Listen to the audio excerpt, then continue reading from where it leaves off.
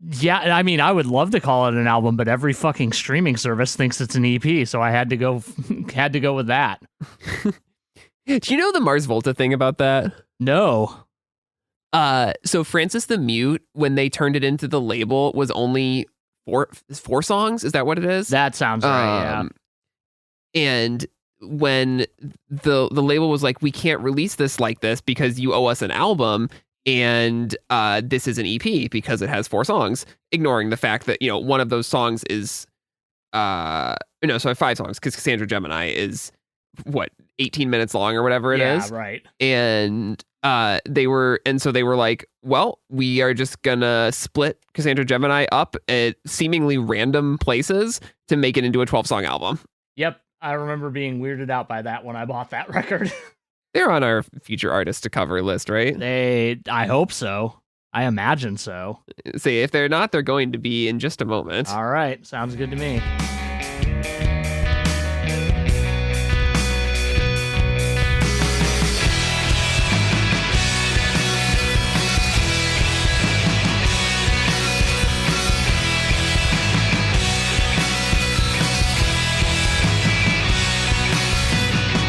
Welcome to Noise Floor, a podcast about music and our favorite artist discographies. I'm Troy Sennett.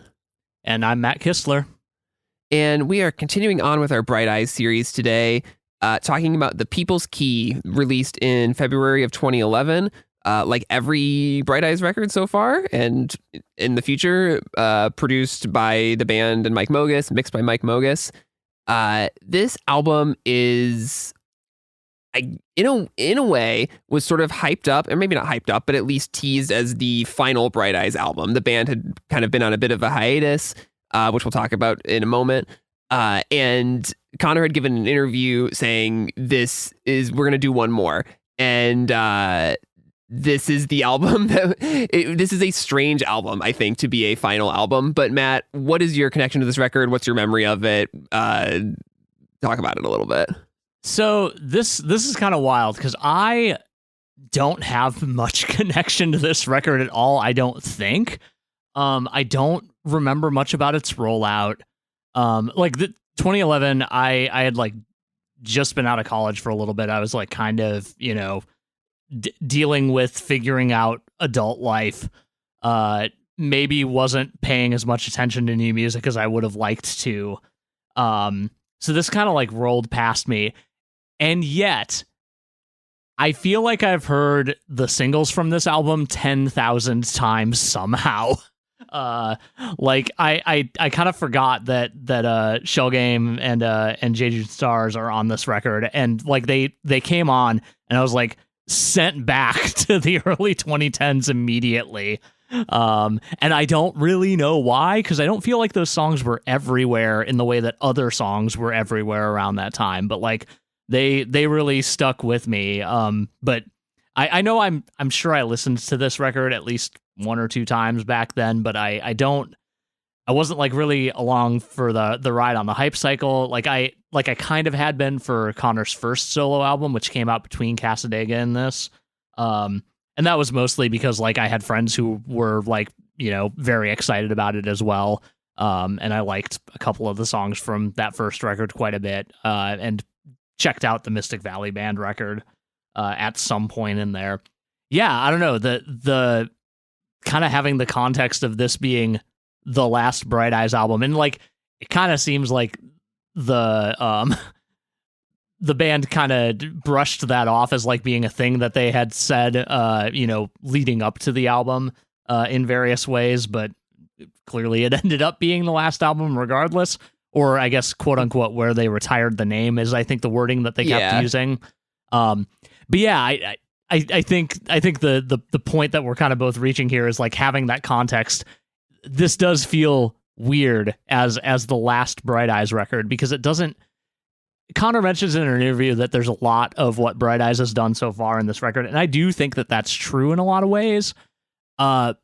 But it also sounds way different than literally every other Bright Eyes record in a way that most other Bright Eyes record haven't thus far, except for maybe Digital Ash. Yeah, I mean, if you want to look at it as like the end of an arc, like a sense of completion or whatever, like we talked about that a lot on Casadega. Like to me, Yeah. Casadega is where if you're like, we're going to end a band, Casadega is the one you ended on. And People's Key is kind of an odd coda or denouement, if you want to think of it that way. Before we kind of get into I have a whole timeline written out of like what was going on in these intervening years. But I want to say I have a very like specific connection to this record. I was like a pretty big Bright Eyes fan following Casadega. I loved, we spent a long time talking last week about how much I love that record. And so I was following the lead up to this album, although I had not checked out the Conor solo stuff or anything that happened in between. But when Shell Games came out as a single, you're right, that song just rocks. And I listened to it so much, and I was so excited about New Bright Eyes based on that song, specifically in Jejune Stars as well. But this album came out right around Valentine's Day of 2011. And I bought it as a Valentine's Day gift for my girlfriend at the time, which is an odd gift in retrospect. Any Bright Eyes album, but kind of especially this one.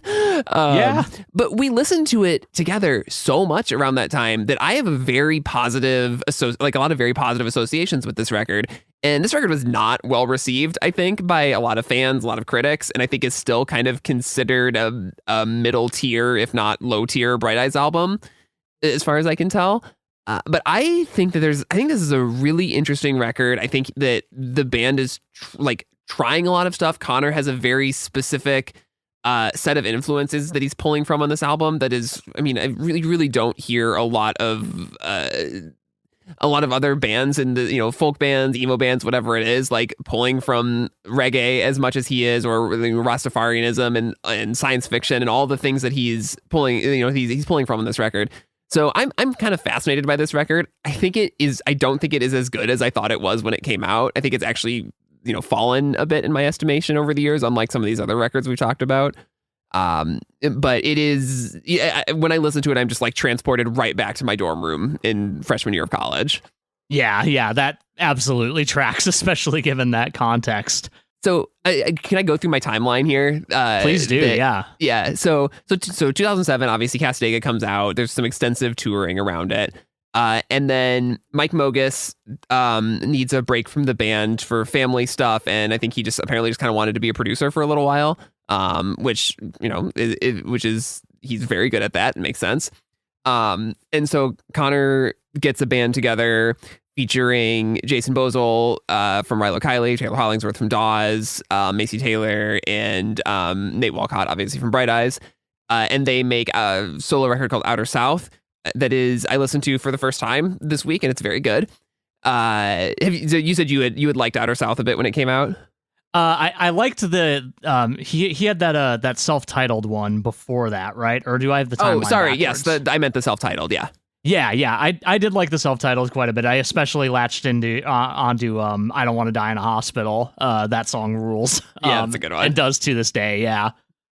And then that band becomes the Mystic Valley Band, and they go on tour for quite a long time. The documentary One of My Kind is about this 2008-2009 era of the Mystic Valley Band and Conor's career. Very much worth watching if you're a fan. I was watching that today, and the thing that I think is cool about this band is they were like, well, we had a record and we went on tour for a long time and got kind of sick of playing the same songs. So like, why don't we just write a bunch more songs? And then Conor has this idea of like, well, the best time to make a record is right after the tour when the band is the tightest, we've ever been. And so at the end of this tour, they record Outer South, and they do that down in El Paso, Texas. And it is, there's some in Mexico, some in Texas, all around that area. And Outer South, also very interesting, kind of fascinating, very collaborative record. Did you check that one out? I did, yeah. And I liked it quite a bit. And like Conor kind of mentions in interviews like how interesting of a contrast it was to like work with the Mystic Valley Band, because Bright Eyes is like to him like such a studio project. Like the songs get brought to the studio and they get fleshed out there, and then they assemble a band for the tour. Whereas, the Mystic Valley Band is the opposite. Like the songs are the songs as they are conceived by the band, more or less. Yeah, that's a really good contrast, I think, and you can hear it in the music. Like the like I said that the Mystic Valley Band record feels, like I said, more collaborative. To me, it's the only Conor solo or adjacent project that could not have been a Bright Eyes album. It's kind of the way I think of it. Although it does include a song, Roosevelt Room, that was played on the Cassadaga tour by Bright Eyes. And that's a rockin' song. If you're going to check out one song from that album, that's the one to check out. It really does rule. That live version that you put in the show notes is great, but the studio version is also incredible. Do you know if any other songs from that record were spawned from that era, or was it mostly like all written? I don't know that tour. That's the only one that was played live. Okay. It is the only one to me that I don't know. It's the only one to me that feels really Bright Eyesy, I guess. Is maybe the best way to say it. Like, there's songs that I like a lot on Outer South. Just skimming through the track list. Like, I mean, the opening track is awesome. To All the Lights in the Windows, I could kind of see as Bright Eyes, maybe, but that album does have the Bright Eyes hallmark of just being way too long and overstuffed. But I think like 18 or 19 songs. It's 16 songs, but it's long. It's like 75 minutes long. But like I said, he other members of the band get to write songs, sing lead on it. It's the least Conor centric of basically any album that he's been a part of, for sure. As far as I know, Roosevelt Room is certainly the only one that was ever officially a Bright Eyes song. And then also in 2009, he does the Monsters of Folk record, which we talked a little bit about, started around the Wide Awake era in 2004. But, just it took a while to get Jim James and M. Ward and Conor all on the same page to actually make the record. But that comes out in 2009. They do some touring on that, too. June of 2009 is when Conor first gives the interview that he says it's Bright Eyes. It's time to stop Bright Eyes at some point. I'd like to clean it up, lock the door, and say goodbye and make one more final album. That's already out there as he's doing all these other projects. In late 2009, this was nice to have confirmed. Bright Eyes gets back together and records the new songs for the Neva DeNova split, which I think I'd mentioned that when we talked about it. Those songs felt like People's Key songs to me. Yep. Yeah. So that's all 2009. 2010, Desaparecidos does a one-off reunion, and then they record the People's Key in Omaha. And then obviously 2011, it gets released, and they go on tour with the Mountain Goats, which is really cool. Yep, that rules. Wish I'd gone to that. Yeah, but that's basically all that is to say. Conor Oberst was a very, very busy man for these 4 years. Bright Eyes was sort of on the shelf, but he was doing a lot, especially a lot in the kind of Americana space. And then leading up to this record, he's giving interviews where he's saying stuff like, "We're kind of over the Americana rootsy thing. Like, people say we were country, but I never thought of us as that. And, it's all kind of worn thin for me. And we want to be a rocking band or a modern band again." Yeah. And they do some of that here for sure. Yeah. So like this, I mean, there's an interview where Mike Mogus is like, this is like a sci-fi album. And he's like, Conor's writing sci-fi songs, so I don't really get it. There's, Jason Bozel called it a sci-fi emo album. How much of the sci-fi thing do you see in this? I don't super get that vibe just like sitting down and listening to it. Like, yeah, having that context going in, like I can see some of it. I definitely hear the reggae influence quite a bit, at least as it, like, the way Conor describes the influence of reggae on this album is that he was influenced by reggae, but not musically. Like, yeah, the lyrics. Which means he's influenced by Rastafarianism, which is a much more fraught thing to say as a white dude. Yeah. So, are you much of a reggae person? Like, have you spent much time with reggae music? Because I have not a ton. Like, I've listened to a Trojan box set here and there, and that's more ska than reggae. So like maybe not really. But like, I've listened to Bob Marley in the past. I have attended a show at Winston's in San Diego, which has reggae every other night. So, yeah, I don't have a ton of exposure to the genre, no. I played a pop punk cover of One Love as recently as like 2 months ago, which is embarrassing, but yeah, that's something that some bands do. I wasn't picking the set list. I'm well aware. But regardless, the Rastafarianism is kind of all over this record in just There's a song about Haile Selassie. There's songs about, he uses the I thing. We'll talk about all these like references and stuff as we get into the songs. But like, when you're listening to this, are you ever just being like, I wonder what it would be like if some of these songs actually were reggae songs? Yeah, a little bit. Especially because like there are times where I'm like, you say it's not musical influence, but like you definitely like stole this from like a convention of reggae or genres that are like informed by reggae. Like there's some dub stuff in here for sure. Yeah. Like that slapback delay that happens on a couple of the songs. Like that's 100% stolen from that genre. Yeah, and I like, I think it's good for artists to lift from all kinds of genres and stuff like that, be influenced by everything. There's a line you can cross where it gets into appropriation. People talk about this with all kinds of artists. So, I mean, I think it's, for plenty of reasons, there's plenty of reasons that he didn't, the band didn't try to make a full-on reggae record, but it's just an interesting thought experiment, I think. The artwork for this album is really cool. Yeah. The again, designed by Zach Nipper, the Grammy-winning, the usual collaborator on this stuff. I have the CD of this, and or I guess the deluxe edition or whatever, where the album cover is just like a wall of fire pulled from the title of the first song. But it's a die cut thing, and it opens out in a cool way, and then then there's like a sort of space star thing. Which is the sort of a direct reference to some ideas on the album, but I think it's just one of the cooler pieces of packaging that I have, this side of Cassadaga.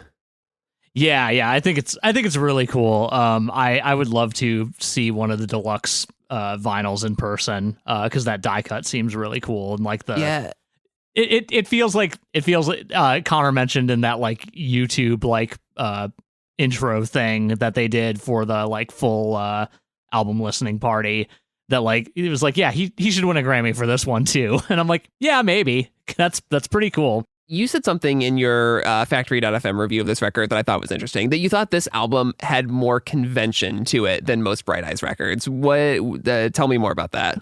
So it feels like, and maybe this is just the kind of turn to more to writing more like rock songs, but like a lot of these songs feel like they are very like structured in a way that like I feel like Bright Eyes albums tend to be a little more varied in their like, not arrangement necessarily, but like the literal ways in which the songs are constructed. Like there's a lot of like actual choruses on this album.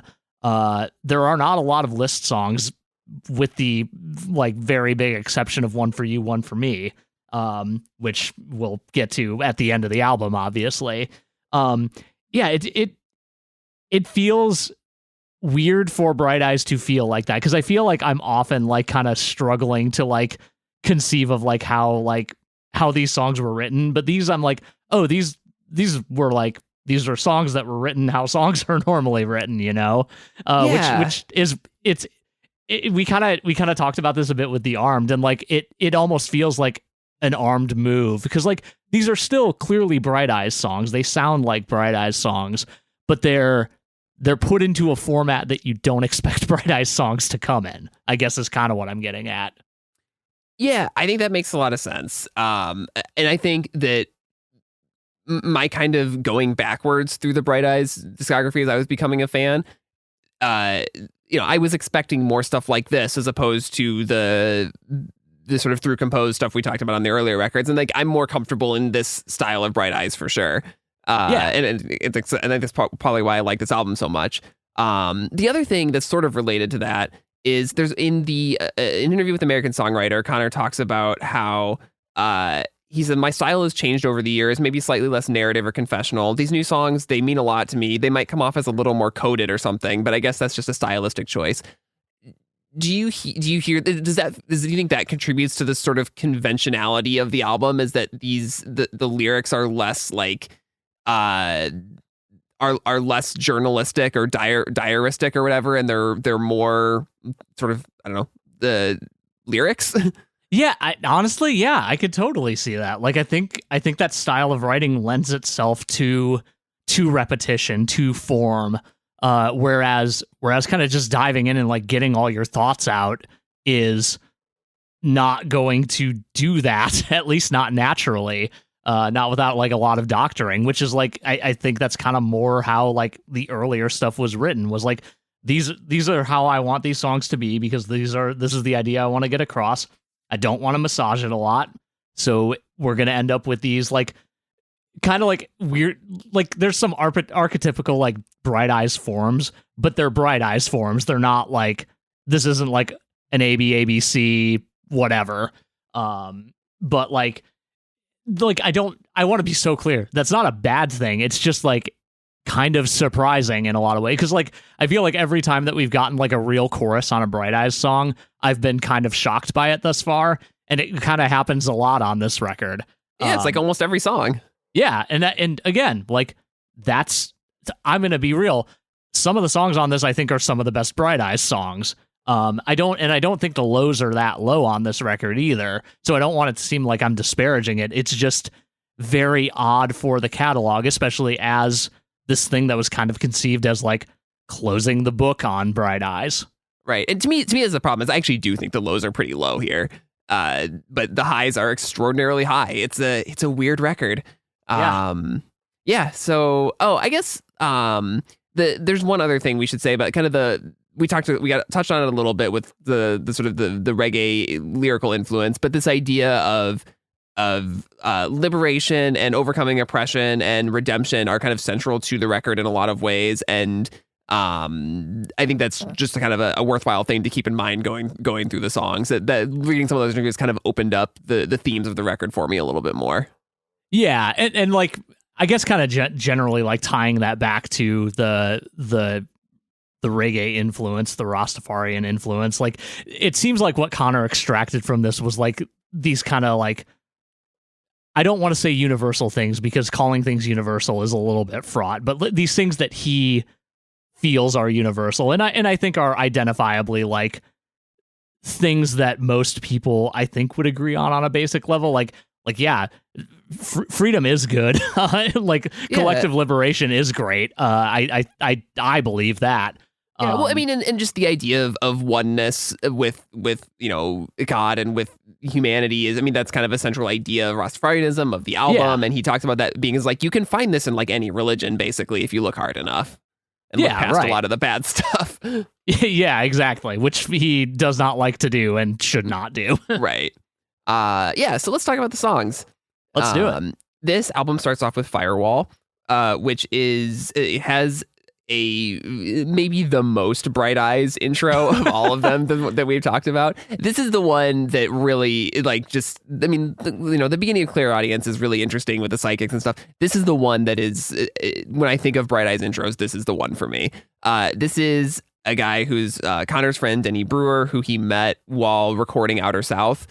Seems like he was just kind of a guy who would hang around El Paso and played in this band called Refried Ice Cream with his son, and just kind of talked about, I mean, conspiracy theories and aliens and alternate dimensions and reptilians and all this other stuff. And Conor, I guess, would just kind of talk to him and was kind of fascinated by him. And when he was writing People's Key, the songs for People's Key, he kept thinking that like, a lot of the ideas I'm writing about are kind of connected to the stuff that Denny would go on about. So like, let's have him come into the studio and just talk for a little bit and record him.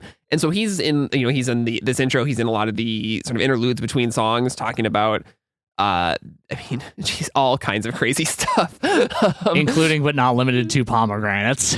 Yeah, chariots of fire who bring reptilians who interbreed with the humans, and the babies can phase shift between dimensions. Like this is, I mean, it's conspiracy theory stuff. It's like rambling, crazy out there stuff, but it's also, it's one of those things where it's like, Conor is always like, I don't know if you can, if you're looking for like truth in it necessarily, but like, it's one of those like, these ideas are fascinating no matter where they're coming from. Right. And I mean, this is where the science fiction stuff like feels most apparent, obviously, but insofar that it's like, yeah, we're talking about aliens and stuff. So like clearly that, I mean, like you said, he was thinking about this as he was writing these songs. So like obviously it ties in. It was making me think about like, well, a lot of the, the crazy sci-fi fantasy stuff that I am into is also just like, there are people who really do kind of believe in a lot of this stuff. It's a little bit upsetting. It's especially upsetting with like the second the word reptilian got said, I was like, if we're talking about fucking lizard people, I swear to God, because that's we are. Yeah, I know, but like I can't tell if he means it in a like I legitimately believe that there are reptilians, or if he is just being anti-Semitic, because that's what lizard people is under the surface. Yeah, like it's really gross. And I somehow doubt that this guy is like on that tip. He seems to be just a weird dude. Yeah. So I'm willing to give him the benefit of the doubt, but like that like got my hackles up right away. Yeah, I mean, also like Hitler is mentioned in this sort of opening monologue and all over this album. It comes up many times. Weirdly, yeah. We'll talk about. Yep. But yeah, but after all of this sort of long intro, the song proper starts, which is just sort of a song that's built around this kind of picked guitar part and the stomping bass and drum rhythm. It's a real kind of dark, ominous intro to the album. What do you think of the song? It doesn't feel like an intro to the album in a lot of ways, especially given what comes right after it. We get some cool images in this song. Like I wrote down like that in the first couple of verses. We're kind of I described it as the land of facsimile. It kind of oscillates between these sort of sham ideas of sort of futurism or divinity or whatever, and it contrasts those with these genuine connections with God or with the spirits or whatever. And I think like there's a progression from the fake to the real throughout the song. Yeah, and like all of that starts off with this macaw, an animal that classically can learn words, but like doesn't actually understand language, or at least as far as we know, doesn't actually understand language. Right. Yeah. And it's this idea that like if you fake it long enough or you fake it in the right way, then you can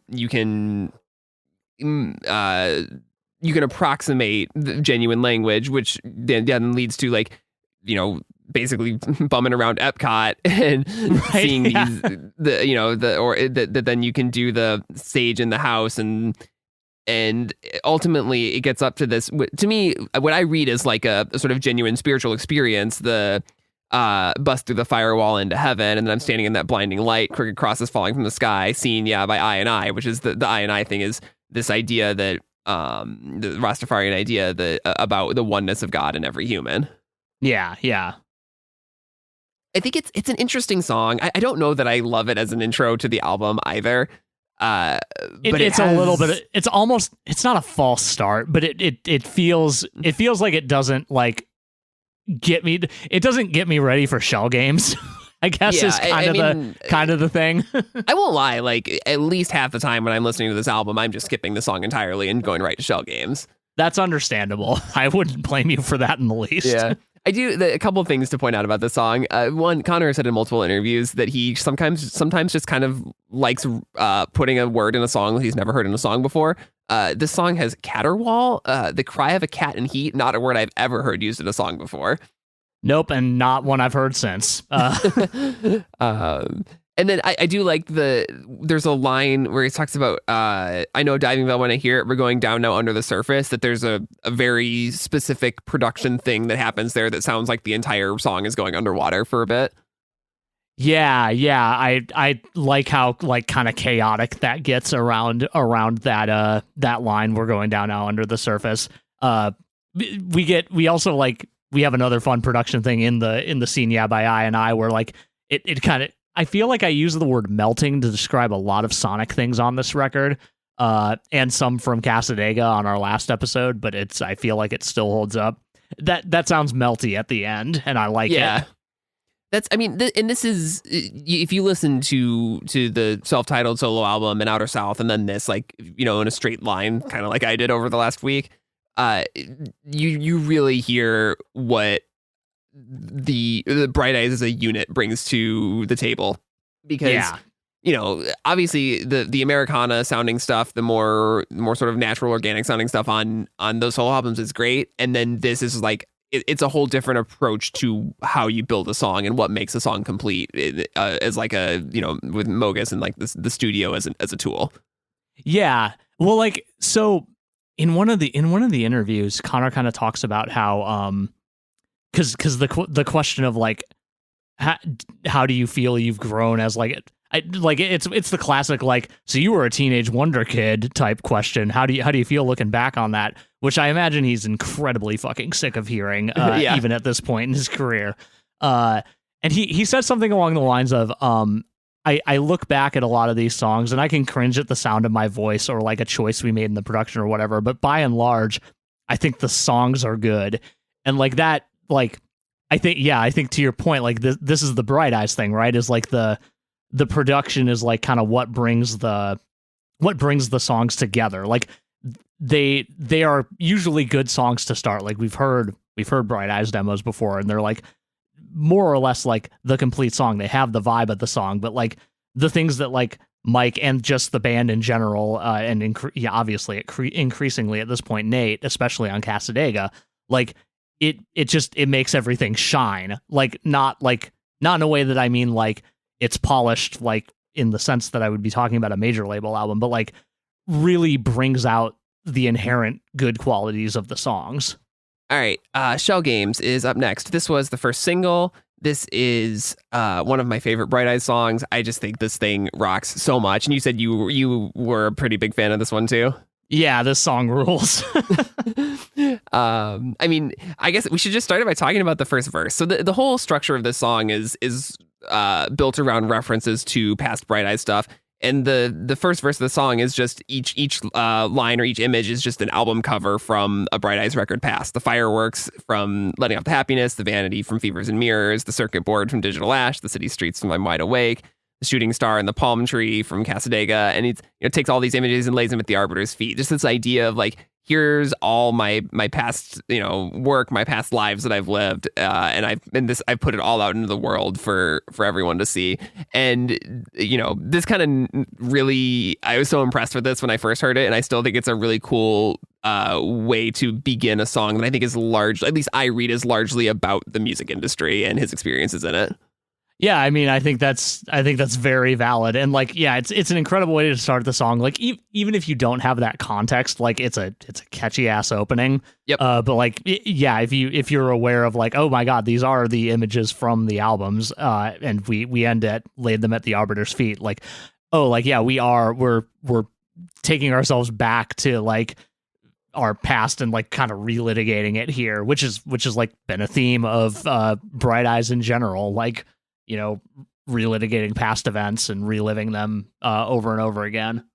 Yeah, well, and that is going to be a thing that comes up all the time on this record of like, how should you reckon with your youth?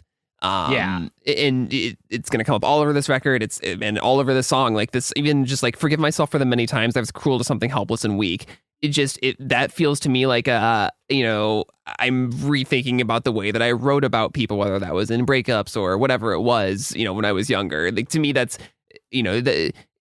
taking something that has been such a fundamental part of his writing, whether that's the anger or the heartbreak or whatever, and saying like, maybe I needed a different perspective.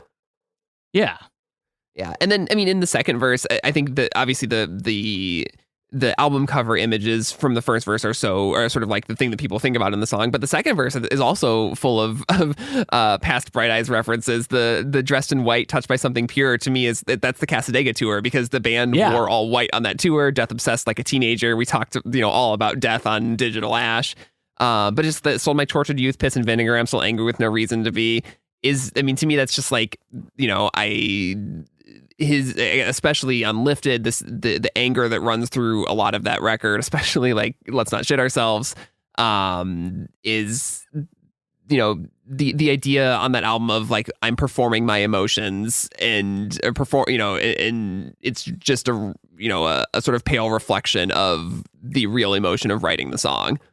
Yeah, well, and like there's something to be said about the kind of the anger of youth that is accompanied by like, I I imagine that Conor was more like educated on the things that he cared about when he was younger than I was, because I was not very great at like reading into things when I was a younger person. But like he was right. He was right to be angry. Like that's kind of all there is to it. And that's such an interesting tension to have, to like to be righteously angry, but to not fully understand why you are correct in your anger. Yeah, and I mean, so and then you get to the bridge, which is this like he's sort of, it's a shell game I don't want to play, which to me is just like that's the music industry, and then it builds up to this will be everything that we ever need, which is this sort of, and which I think this ties into the chorus too, this sort of collectivist idea, like whether that's the Omaha scene or the Saddle Creek Records scene that he built up, but like you're never going to be able to move it alone. You have to work as a community, and you're connected to all these people around you, which is, tied to the greater themes of the record too, I think. Yeah, definitely. We should also talk about this song as a sort of, this is where the sonic palette of the record really gets set, I think. Like, this is, yes, it's a rock song, but it is sort of punctuated and pierced by these really interesting synthesizer sounds. They interact with the guitars in really interesting ways. There's this bass that just moves in ways that you don't expect it to. What do you think of this as like as a new sort of musical direction for the band? I mean, I love this song and I think it's great. I do, like kind of everything that I said about Firewall, not necessarily like setting you up for what's to come. Like this, to your point, this establishes it. And like, I do think that I feel like the songwriting really shines through in this style of writing, because like these hooks are so catchy that I latch onto the lyrics even if I'm not trying to, that's not something that I often do. Like I have to really be hooked by something to have it drag my attention to lyrics if I'm not sitting like to listen to them. Like if I have something on in the background or whatever, like I don't get as distracted by lyrics as people often do. But like if I was trying to work and listen to this song, I wouldn't be able to, because I'd be like just drawn in every like two lines. Yeah, I'm the same way. Like I usually go to lyrics earlier, I think, than you do, but I think this song is pretty fascinating in its imagery. Exactly, yeah. And same goes for Jejune Stars, the next song, which is God knows how many times I've said this over the course of the last 8 or 9 episodes, but like this is maybe my favorite Bright Eyes song. It's certainly top 5, in part because I think the intro riff always sounds like Desaparecidos adjacent. It does, yes. It's so loud and messy and heavy. It's I always kind of wonder if like this is a song that came out of that Desaparecidos one-off reunion or something like that then he brought into Bright Eyes, because at the time it didn't seem like a new Desaparecidos record was likely to happen, although it would a few years later. Yeah, right. Because when was that second Desaparecidos record? It was 2015. 15. Okay, all right. So it wasn't that much long after. Right. Yeah, just a few years. Okay. This is like one of the most positive Bright Eyes songs. It really is. You don't hear him sing stuff like "Every New Day is a Gift, it's a Song of Redemption" very often. Yeah, and like it's even beyond that. Like the chorus like ending on like "Why do I hide from the rain?" Like what, like yes, there's darkness and bad things that are going to happen, but like who cares? There's good stuff too. Like it's gonna be fine. Which overwhelmingly positive for a Bright Eyes song. Yeah. You get some of Conor pulling in different religious imagery in this, the wheel of becoming and karma as these Buddhist images. And he'll talk later about some Christian images, I think, in other songs, but this. It gets at kind of what he's talking about in the interviews, that like you can find these ideas of oneness or whatever across all religions and cultures. Yeah. The other kind of central thing in the song is nostalgia, obviously. The idea that nostalgia is a way to sanitize memory. and is, I think, sort of continuing off of the sort of central ideas of shell games. This idea of like, how do we engage with our past and reckon with our youth and grow from it is sort of central to the song too.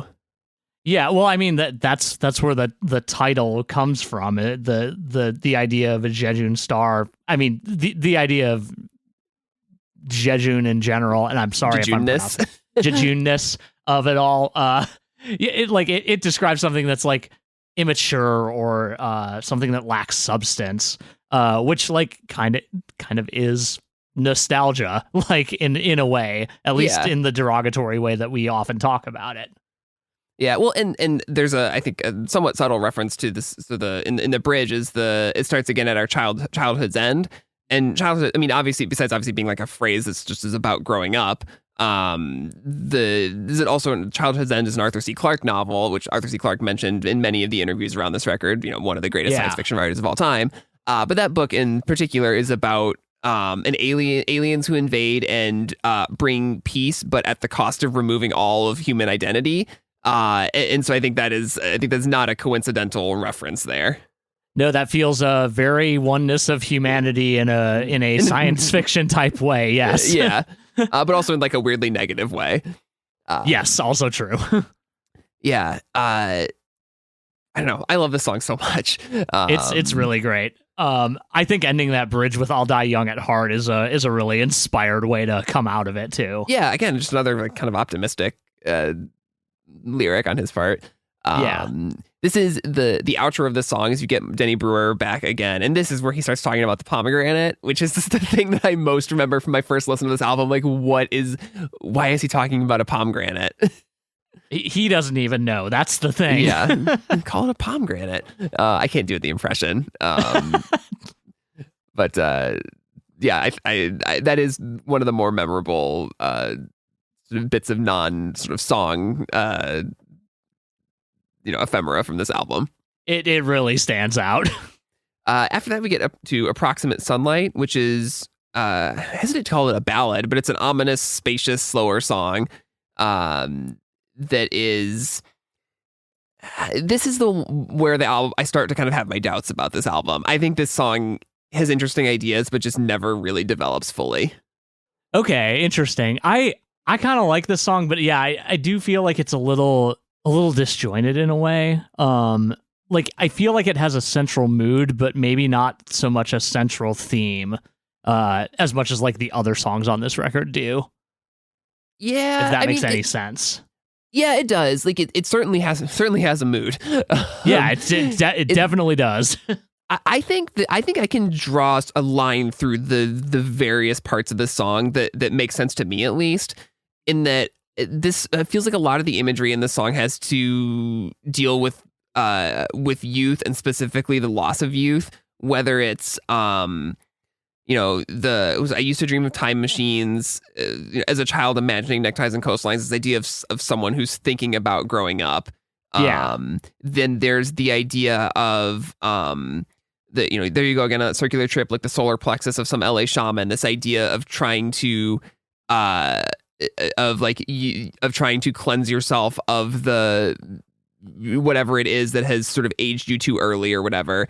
And then there's the quinceañera shooting, which is this sort of pointlessness of dying young, or of the literal death of an innocent person. Like, I think these things all are connected in a way. And it's also, then you get the "now you're how you were when you were real" chorus that is this sort of like, I don't know if it's about the possibility of returning to a lost youth, but the idea that like, by aging and experiencing everything, you can sort of reconnect to the realness that you felt, or the rawness and realness that you felt when you were younger. Okay, yeah, that makes sense. I think that's a very valid through line for the entire thing. Did I accidentally sell you on this song harder than I've sold myself on it? No, I don't think so. I kind of dig this song, and I think that's mostly a Sonics thing. Like this is like a weird, like down tempo, like this sounds like it could be in a Western film, like in a way. But this is one of the songs where I do feel the like reggae and dub influence like kind of in like musically kind of weaved into the songwriting. I specifically like kind of talked about that that kind of slap back echo that happens on some of the vocals. If it happened on a snare, it would be even more directly ripped from dub. Right. But yeah, I don't know. That's kind of mostly what gets me about this song. Like it's a very vibey song. And like I don't know that it like, I don't know if it's one of the best songs on the album by any stretch of the imagination, especially coming after the 2 song stretch we were just in. Yeah. I think that's kind of where I'm at too. It's certainly not one of the better ones on the album for me. Next up is Halle Selassie, which is this album just rips back into it for me right here. I love this song. It's a good one. Yeah, I mean, so it's built around this kind of pulsing, pumping guitar drum thing.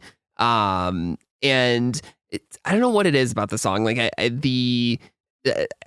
don't think it's a very well liked song among Bright Eyes fans, but I just have always loved it. I don't know if it's the melody or something about it that just hooks me, but also there's sort of a thread to the song about the way that music connects people with their heritage and with the promise of a future that I find really resonant.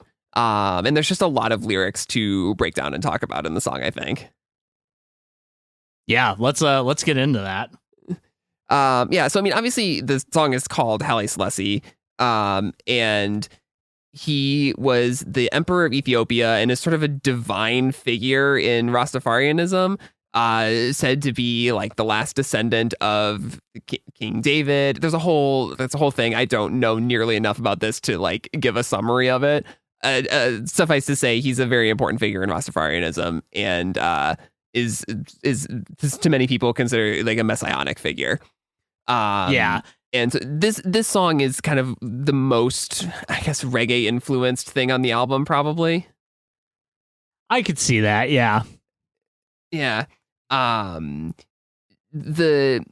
really love the sort of this imagery in that sings like the Queen of Sheba, voiced through a blown speaker, one drop and bubbling Leslie. Like that to me, that's like this kind of beautiful description of listening to reggae music in, you know, the sort of the way it was intended, I guess, in a way, and having that sort of spiritual connection to other people listening to it. Yeah, like that specifically, like one drop and bubbling Leslie, like that's partially to rhyme it with Halle Selassie, but you know, that description is like really cool and vivid. You know, I think that's I like that image a lot. Yeah. This is less about sort of what the song is about, but more just what it means to me. But I've taken some comfort in knowing the wave is crested, knowing I don't have to be an exception, is a lyric that found me at exactly the right time in my life. Okay. And without getting too deep into it, just there was a sense at the time for me of just like of needing to be like perfect and everything, and this song kind of helped me let go of some of that. And so that's another reason I really love this album, is I connect it to the kind of sort of internal change in how I looked at the world. That's genuinely great. I love that. I don't know what else about this song. What do you like in it? There's some really cool production stuff on this one. I really like there's the it's been a long winter with a really long O. Yeah. Where everything drops out and then comes right back in after the long. Like that's super cool. I think it happens a couple times on this song. But that one specifically like was noteworthy to me. I love the big instrumental that happens right after the lines we were just talking about, the calling me home, like Halle Selassie, before the second verse. Like that's super fun. Conor kind of mentioned in one of the interviews that a big thing about like why he wanted to like talk about him about Halle in a song was that he was like viewed as this kind of deity figure, but like he was fascinated by the fact that he didn't really ask for that. like that was something that kind of came to him without much of his influence. I don't know enough about the history to like really be able to speak to whether or not that's true. So I'm kind of taking it at face value, which is maybe not a great idea from Conor. But I found that interesting as as kind of a concept of like, you know, this guy's already in a position of power, but being raised even above that station, without like necessarily wanting it, you know, whether or not he enjoyed it is, you know, a totally different thing. I just think that concept is interesting to kind of look at, especially in the context of somebody who's already an emperor, and like, you know, in many situations, the emperor is just also God no matter what. Yeah, well, and I think that's definitely like interesting to contrast with, like, there's a line, children, they fill the bleachers, one is the next Caesar, like referencing another emperor who's, you know, was maybe much more, you know, aggressive about wanting that. And, or again, we've mentioned that Hitler comes up all over this album. Right, yeah. As this, I mean, in some of the sort of interludes, the spoken word stuff, he's like mentioned as like, oh, he was just like a loud, charismatic person that other people use to gain power. But I think there's obviously much more to it than that. Right. But yeah, this idea of dictators or emperors and how they, you know, what kind of importance is placed on them by their people and where their power and comes from it's a theme that kind of runs through this album, through the album. Yeah. Is it too much when he just yells one love in the bridge? It's a little too much. Yeah. It's a little too much. That took me out of it a little bit the first time I heard it. But I also just love the image after this magnetic memory, reel after reel spinning within me. Is just another, again, just another little image I like from the song. Yeah. Next up is A Machine Spiritual in the People's Key. This is a song, I guess, that is about AI surpassing human intelligence, which was not a thing I thought about too seriously in 2011. It's a thing that we are bombarded with all the time right now. So it's kind of interesting to listen to the song in today's context. Yeah. Well, I mean, and there's also a whole, we'll get to, there's a whole other song that's also about this concept kind of. But yeah, I do find it funny given that context that we start this song off with an acoustic guitar, which is rare on this record. Yeah, I really like how that acoustic guitar sounds. I really like the verse melodies in this. And other than that, I think this song is like dead in the water to me. Yeah, that's totally fair. I don't have a lot written on this song. I'm not going to lie. I mean, like I said, I think there's just like interesting ideas in it. This is the one where another one after Approximate Sunlight, where I'm just like, this album has like such high highs and then gets so lethargic when I don't love it. I hate it. Yeah. I shouldn't say hate this song, but like the rhythm section stuff is just, I don't know, it doesn't catch me in this. Has a lot of the sci-fi stuff we talked about. There's like, it does. Alien abductions, I guess, happening at the end of the song with the, like, in the jungle, there's columns of purple light. This idea, you know, we go form some kind of code. Like I mean, it's the second reference to code on this album, whether it's genetic code or computer code. And this idea that you're kind of sort of like being subsumed into the machine is kind of running all over the song. Yeah, I don't really know what else to say about this one. I do not have like a big take on it outside of what's kind of been talked about in the interviews. Yeah, I don't have a lot. I do find the like kind of the machine code versus like genetic code thing kind of interesting because like I forget where I came across this, but and maybe it's actually just a lyric later in the album that I can't find in my notes. But there's this concept of like undoing the damage done by man because we made it, and I think it's one of the monologues, and like that makes me think of like the reason that we're able to draw these parallels between like humans and machines is because humans made machines. We designed them because we think the way that we think, and that's all we can do. Like we can obviously like come up with new paradigms, but like in the end, things are designed by humans, and humans can conceive of certain things using their senses and their minds. And ultimately like kind of ending up in a place where we've built something that might subsume us sooner rather than later, is and like this has been getting talked about for a very long time in science fiction, which like obviously like Connor alludes to the fact that like his main interest in science fiction is its ability to predict things, to reflect how the current reality is going to show up in the future, and goddamn, it do happen a lot of the times. Yeah. And now I'm thinking about that meme about the book called "Don't Build the something or other," and how it's the Torment Nexus tweet. The Torment Nexus. Thank you. Yeah. That is such a great tweet. One of the it really best. is. The other thing that I think is just kind of cool to talk about in this song, and I guess to sort of build on what you were saying, is so the title comes from this Ray Kurzweil book called Spiritual Machine, or The Age of Spiritual Machines, which is a book about like the singularity and when computers exceed human intelligence and stuff like that. And it's like, we're building the thing that's destroying us. But I actually love the title of the song more than the song, because obviously the Age of Spiritual Machines was what's he's pulling the title from, but then the title also makes it sound like a like an old whatever, like a traditional spiritual song, Yeah. So it's a spiritual about the machine. I find that fascinating, even if I don't think it sort of is really built on in the song itself. Yeah, I'm listening to a podcast where people are going through Final Fantasy X, which is very much about a society that abandons machines. So I find that very, very funny to be talking about that right now. I need to get into Final Fantasy, I guess. Yeah, maybe. All right. Next up is Triple Spiral.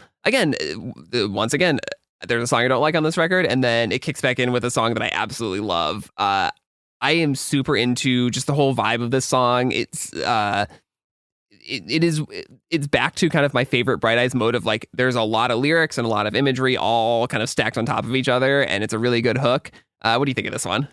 I think it's great. Like the first thing that I wrote is this is a rock and roll song, which I absolutely love. And like this in a lot of ways is exemplary of like it's a rock and roll song, which is not a thing Bright Eyes does a lot, but like it having the Bright Eyes like kind of like really ramming through a lot of lyrics really quickly thing, like it ends up being a Bright Eyes flavored rock and roll song, which is like its own unique thing, and I love that. Yeah, I mean, you could argue that's a little bit overwritten, but like I think that there's a very specific sort of unconventional rhyme scheme and I guess sort of phrasing to the verses that it always catches my ear in a really good way. Yeah, and like I like that we do the thing where we have this kind of central idea of the triple spiral, which is a bunch of different things over the course of the song, a bunch of different like sets of images. It's pagan imagery, it's Christian imagery, it's it is.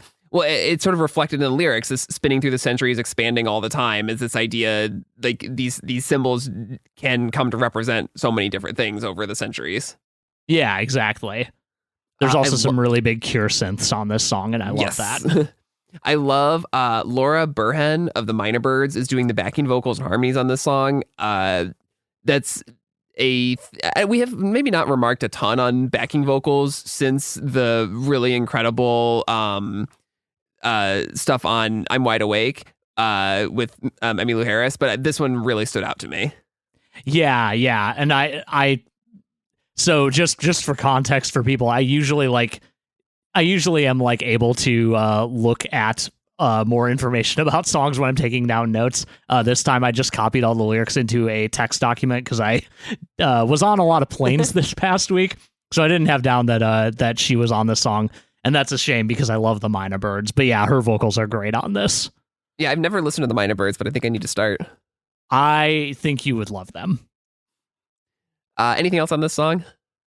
No, I don't think so. I just like the way that Stone is sang towards the end of the song. Or at the end of the song, rather. The song has a really good ending. It does. Just the whole last stanza is great. And musically where it's going is great too. Great song. Yeah. It especially is cool because it basically reiterates a lot of what we heard up top, like including the opening of "I Loved You Triple Spiral," my maiden mother crone. Yeah. Next up is "Beginner's Mind," which is sort of the song on the album that I think is most obviously about the sort of childhood or reckoning with your past. Because the song is sort of structured as a conversation between Conor, or him as a persona or whatever, and with his inner child, both imploring him to not get cynical and not be just like everyone else, and also sort of wanting himself to be more like the inner child that he sees in his memory. Yeah, and like. This is again like a weirdly like fairly positive song, and that stems from the idea of the beginner's mind, which is like it is. I mean, sometimes it's referred to as like the perspective of the fool or something like that, like where you are coming at something fresh without like prejudice or anything like that, and that enables you to look at things in a way that somebody who's been mired in, well, in this case, the world for a very long time, that like just a way that those types of people can't look at things, which is, sometimes seen as naive, but often, brings fresh perspective. Yeah. And like, I think coming near the end of the album, it's a really good summation of a lot of the ways that he's been, kind of looking at himself, his past self, or looking at the world, and to say like, okay, we could actually reset a little bit. Yeah, and like not to allude too heavily to things we're going to talk about later, but I really think that it's cool that this closes out the companion EP. Like it feels like the right call. I love the verse where he says heard terabytes of perfect pitch, etc. Like just kind of alluding to like the difference between how music is made now versus how music was being made. Well, at least how he was making music back in the early or the mid 90s, or really his entire career in a lot of ways. Yeah. And to go from that straight into the swear you'll be the opposite. Right. Yeah. Yeah. It is like a critique of the, and it's funny because he talks about Bright Eyes being such a studio band, and yet they're a different type of studio band than the bands that use the terabytes of perfect pitch that he's talking about. Yeah, yeah, exactly. Lock everything to the grid. Yeah. Stack the 7th and the 5th along the grid, even. Yeah. I really like there's this "You Keep Starting Over" sort of refrain bridge, has some really cool synth stuff going on under it. Yeah. The whole arrangement of the song is really good. The way it builds from just from acoustic guitar, rare on this record, up to something really big is pretty awesome. Yeah, and obviously it makes so much sense for there to be an acoustic song, or this to be an acoustic song given the subject. Yeah, for sure. This was a song I don't think I kind of got this song when I first heard the album. This was one that I think listening this week really opened it up for me.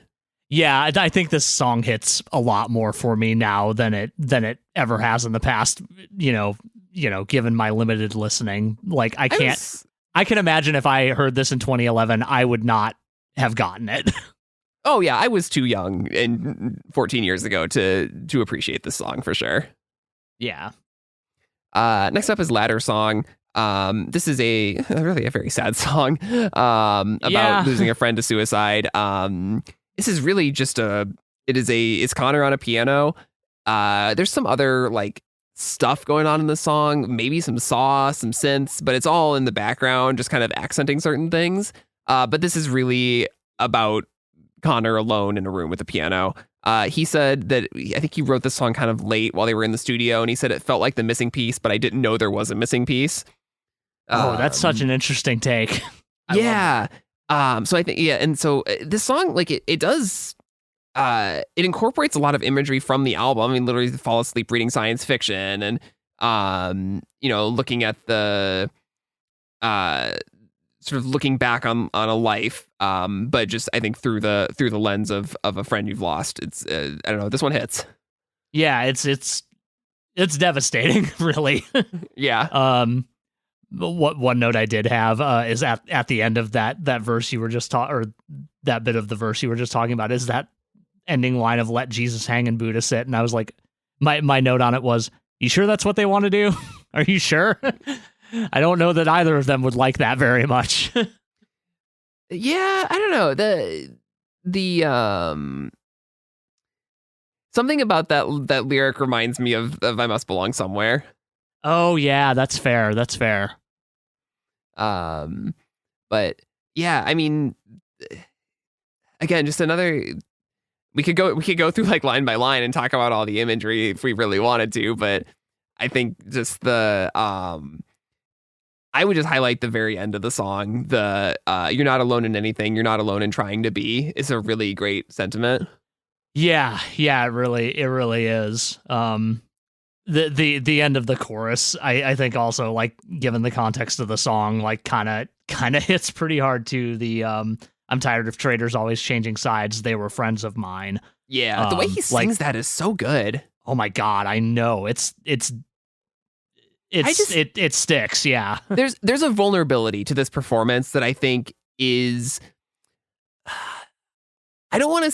I mean, maybe it's probably more so on the song than any other song on the album. I don't want to say that I think Conor is like phoning it in or his vocals are lazy on this album, because I think that's way too harsh. But there's some artifice on this album that, in whether it's intentional or not, is I do think that it kind of blocks out a part of what makes Conor so unique as a writer and as a performer. And I think that's probably what a lot of people would push back on about this album. But I think you can really hear that vulnerability in this song, if nowhere else on the album. Yeah. I think that's really apt. Yeah. Even when I love this album, that is a little bit of a block there for me. Yeah. I get that. All right. And then we get to the closing track, "One for You, One for Me," which is I mentioned this is the list song on this album. Every line is is just a pair of opposing ideas of people of sentiments, and this is the one. I mean, this actually does kind of incorporate some reggae elements and musically. A little bit, yeah. Yeah, it's kind of in a way, it's a song of acknowledgement, like "I Must Belong Somewhere." This is just, you're sort of just like listing out the way the world is in a way, that then culminates in this idea of sort of a rejection of opposition and an embrace of oneness at the end, a very Rastafarian idea. Yeah. This song is wild. I think you mentioned a while back that seeing them play this in 2022 was when we saw them at the Chicago Theater. Sounds right, yeah. Okay, that was kind of what unlocked this song for you, as I remember it. Yeah, the live experience of the song, I think, is significantly better than hearing it on the album. But the other side of that coin is that if they're closing with this song, then they're not closing with "Road to Joy" or "Let's Not Shit Ourselves," and that's kind of a problem for the live set as a whole. That's fair. That's totally fair. But no, I think when Conor introduced it at that show, he made it seem like it was a very important song personally for him and for the band, and to kind of approach it with a bit more of an open mind following that little speech felt good. And like, it felt good with a lot of people singing along and everything. But like, again, this band has 6 better album closers than this one, probably. Yeah. I think that's completely fair. But kind of getting back to the actual like elements of this song, I really like this as a list song, because you mentioned that like every line is kind of these opposing images, and they are often, like, for anybody who's unfamiliar with the song, they are things that coexist because of each other, not necessarily in opposition to each other. Like, we have a line, "One for the breadlines, one for the billionaires." The breadlines exist because of the billionaires. Like, that's one. I mean, not necessarily one doesn't happen without the other, but like one is definitely driven by the other. Yeah, in a lot one of of these ways. things could end the other. Exactly, yeah. But and then there's kind of more abstract, bits in here. We once again get a reference to Hitler for some reason. But Yeah, I mean that to me was just like here's a contrast between evil, pure evil and innocence, or love and death. Hitler was just on his mind, I guess, throughout this album. I guess, yeah, shit. But yeah, I to your point of the kind of Rastafarian / reggae influence here, like, yeah, I definitely hear some like musical influence in the like kind of the stabby synths that happen in the song, kind of over this like very repetitious drum part, like does kind of remind me of like the way that organ is used in reggae and by extension ska. Sorry, to be clear, I'm aware that reggae came from ska, not the other way around. But you were talking about Real Big Fish, I know. Yeah, I was obviously talking about Real Big Fish, the only ska band. Yeah, but like that does like kind of harken back to like some elements of that genre that are kind of hallmarks of it. But obviously, like the end of this song is the most like not the most direct Rastafarian thing, because he has literally already said I and I on this album, but like that's just repeated at the end. And like, again, like that being a central idea of the album is apparent throughout the whole thing. But I feel conflicted about liking that the album ends with that. How do you feel about this as like if we think about this album as an intentional end to the Bright Eyes name, if this was supposed to be the final Bright Eyes album, how do you feel about this as the final Bright Eyes song, even more so than just the final song on this album? That's a really great question. I have complicated feelings about it, because in a lot of ways this feels, in many ways this feels like one of the most Bright Eyes songs on the album. But I also don't know. In that it's like bucking the conventions and yeah, exactly. Yeah, this is a song I would have expected to hear on any given Bright Eyes album. Like this does not feel, aside from like its themes, it doesn't necessarily feel like it would have felt out of place maybe elsewhere in the catalog, in the way that like some of the more like rock driven songs on this record do. Yeah. But like that said, like I don't know if this encapsulates Bright Eyes in the way that I think you're kind of referring to here. So that's kind of tough. Yeah. Yeah, thematically maybe, musically probably not. It's just so rare, I think, that a band approaches an album knowing it's going to be their final album, or with the intention of it being their final album, even if they come back and reunite later. And right. So I do always think that's an interesting class of songs. I should make a playlist of like songs that close albums that bands planned on being their final album. I mean, like Fields and Fences on that Yellow Card self-titled is the one that jumps out to me. Is that, this is a song by a band that is saying goodbye. There's other ones that I could come up with, but like, I think of doesn't Anthology close Major Minor by Thrice? Sounds right. Okay, that was intended to be a final album too. I think it was recorded during I think it was recorded after the farewell tour. I might have the timeline wrong. Oh no, never mind.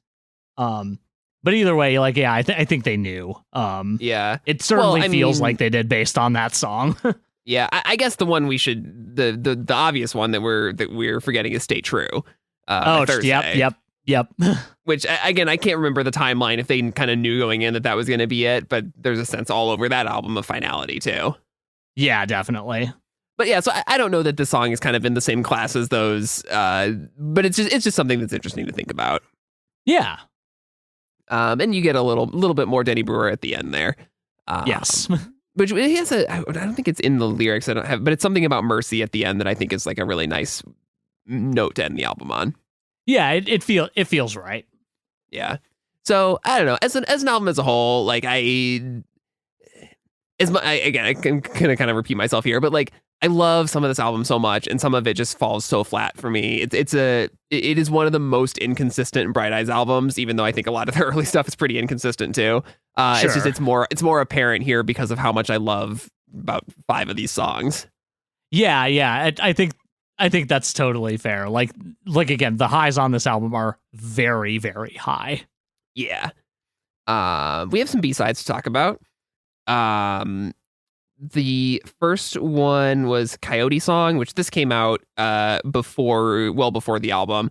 This came out in 2010, released as part of the Sound Strike to raise money for immigrants along the southern border, and to fight Sheriff Joe Arpaio, who he calls like the literal devil in one of these interviews. Yep. This is a really good song. I think it's kind of a love song about people on opposite sides of the border. It feels like it's recorded in the same like session as Ladder Song, just in the another piano based song, and is a similar vibe. I think the piano part is rhythmically so similar to when the curious girl realizes that she is under glass, that I thought maybe I had pulled up the wrong song for a second. I think it's a really good song. I just that took me out for like half a second. Yeah, definitely would not fit on the album. I think no. Also the let me pull up the artwork on here. I believe the like when you pull up this song on streaming these days, the artwork for it is like a dedication to Denny Brewer, who passed away. Yeah. In 2017, I think. 2017, yeah, because the song was, I think, probably not on streaming until a little bit later. But yeah, it says in memoriam Denny Brewer in 2017. Yeah, that's all. I imagine that's always a tough thing to like decide when you can release a song that was part of a charity release. Like, yeah. There's obviously an immediate need at some point or whatever. Yeah, right. Exactly. Then there was 2 deluxe edition bonus tracks. The deluxe edition is kind of like cool, like blue waterfall looking artwork instead of the firewall thing. But this has got Singularity and Inner Real World on here. What do you think of these 2 B-sides?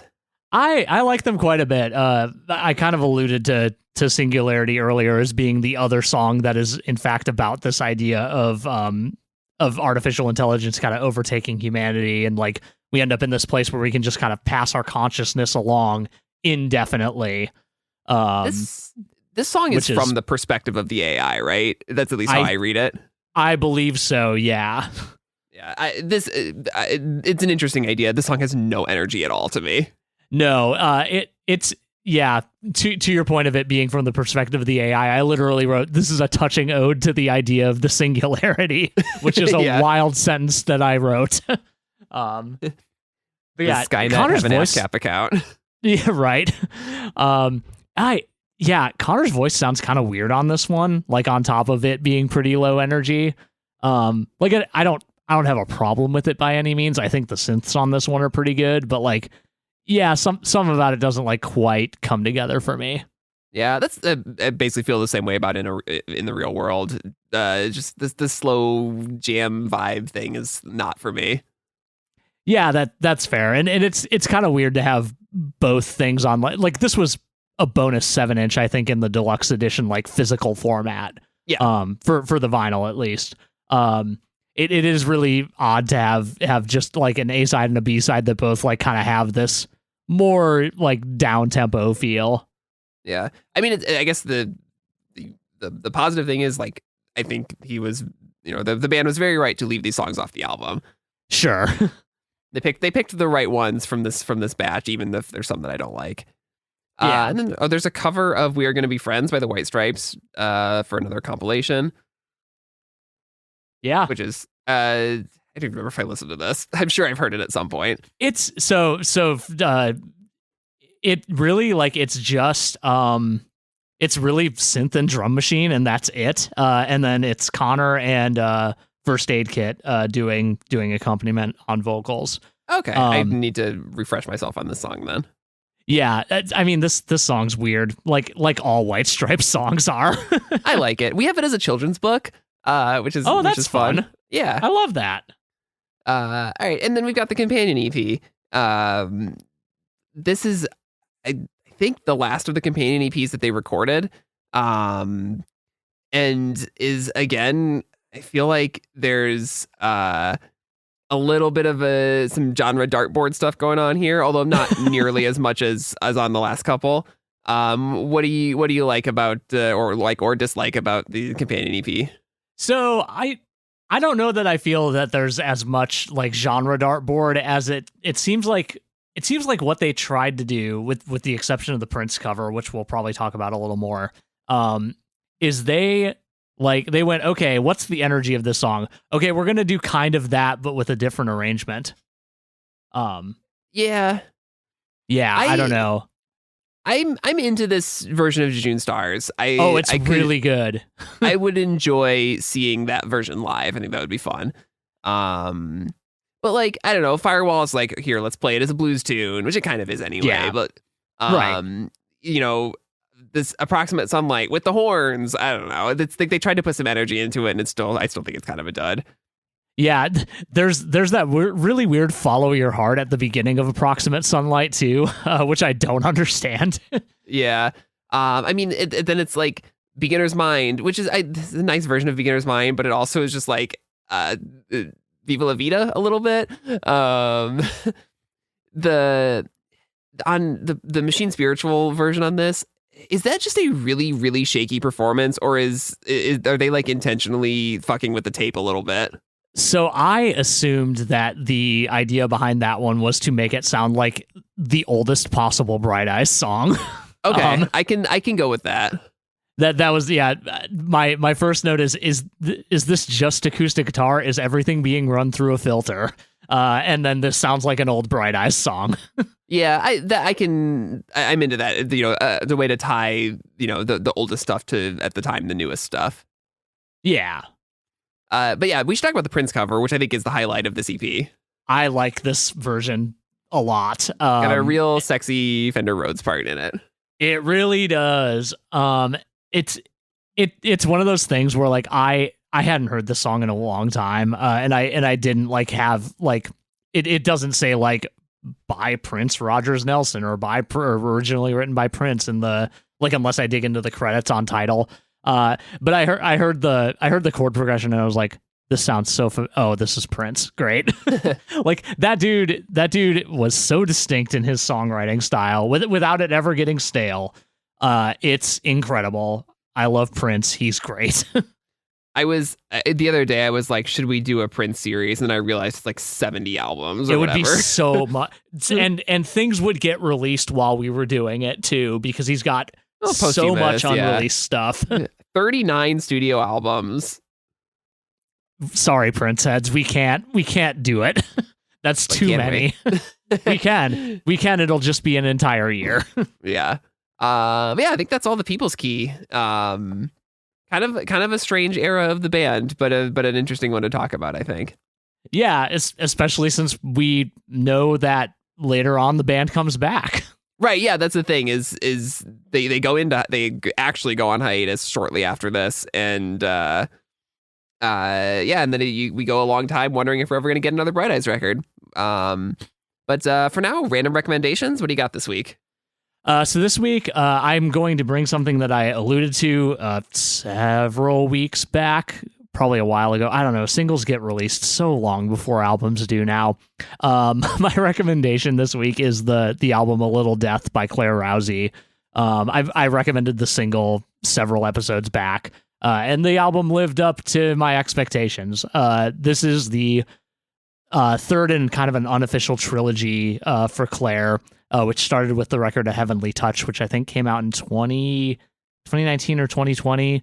It was followed up by, it might have been earlier than that. Anyway, it was followed up by A Softer Focus, the record that got me into her and that I still hold quite a bit of reverence for.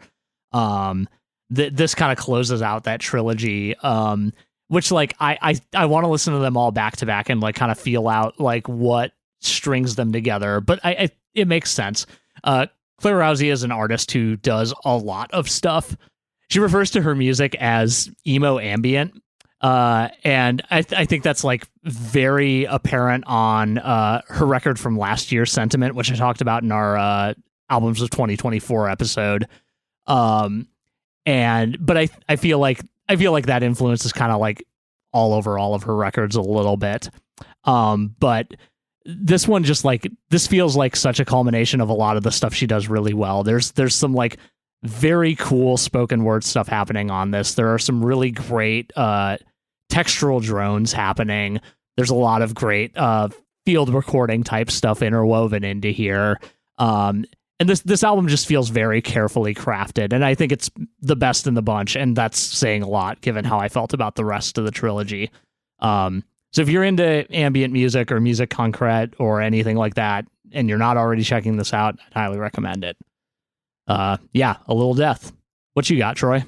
I am going to recommend the new self-titled album from the band Snowcaps. This is the opposite of what you were saying about albums that were announced a long time ago and teased for a while. This album was a surprise release from Katie Crutchfield of Waxahachie and her twin sister Allison. Together, they were both in P.S. Eliot and have apart been in a number of great bands, Swearin', Waxahachie, obviously, Bad Banana, a number of others. This album feels like kind of the perfect middle ground between all of their various projects, which makes sense, obviously. But it's like just enough Waxahachie and just enough P.S. Eliot to I don't know. It just feels really good to hear those elements in in album form again after a long time of kind of missing P.S. Eliot, for as much as I love Waxahachie. That rules. I'm very excited to listen to this one. The bad internet got me, and I wasn't able to download this one on my trip. But I'm very, very stoked to hear it. Yeah. MJ Lenderman all over this album, too, if you're a fan of him. Beautiful. All right. Next week, we will be back talking about Down in the Weeds Where the World Once Was. We're skipping over a number of years and side projects, which we're going to talk about sort of at the end of this Bright Eyes series. But next week is Down in the Weeds. In the meantime, you can find us on the internet at noisefloorpodcast.com. Follow us on Instagram at noisefloorpod and send us emails at noisefloorpodcast@gmail.com. And we will see you next week. See you next week.